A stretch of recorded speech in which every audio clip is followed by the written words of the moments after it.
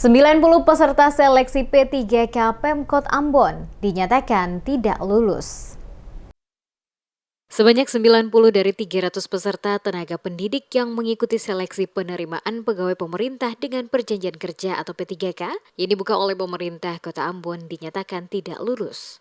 Kepala BKPSDM Kota Ambon Beni Selano yang dikonfirmasi Damas Media Group di Balai Kota Ambon pada Jumat 10 Maret menjelaskan, yang membuat 90 peserta tidak lulus disebabkan beberapa hal, yakni masalah ijazah, serta masalah data pokok pendidikan atau dapodik kategori pelamar umum, juga keterlambatan penginputan data saat seleksi berlangsung. Dijelaskan faktor lain yang membuat peserta seleksi jalur pendidik itu gagal, diantaranya tidak memiliki kesamaan nama dalam ijazah, padahal waktu yang diberikan cukup lama. Walaupun secara resmi diumumkan, namun masalah ini oleh BKPSDM telah dilaporkan kepada penjabat Wali Kota Ambon.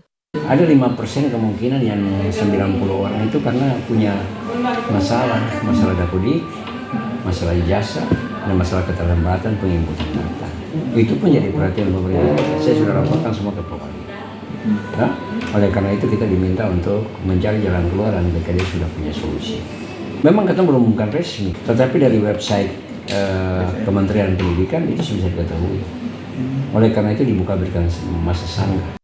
Seperti diberitakan, pemerintah Kota Ambon melalui Dinas Pendidikan dan Badan Kepegawaian dan Pengembangan Sumber Daya Manusia atau BKPSDM menggelar seleksi penerimaan tenaga pegawai pemerintah dengan perjanjian kerja atau P3K untuk tenaga pendidik honorer. Seleksi dilakukan diprioritaskan bagi para guru honorer yang selama ini mengajar di sejumlah sekolah yang tersebar di Kota Ambon. Tes seleksi dilakukan selama 2 hari pada 17 dan 18 Januari. Diikuti sebanyak 263 peserta, terdiri dari formasi Kota Ambon 169 dan provinsi sebanyak 94 orang. Penerimaan P3K ini sebagai upaya dari pemerintah pusat untuk melengkapi SDM tenaga guru di pemerintah daerah.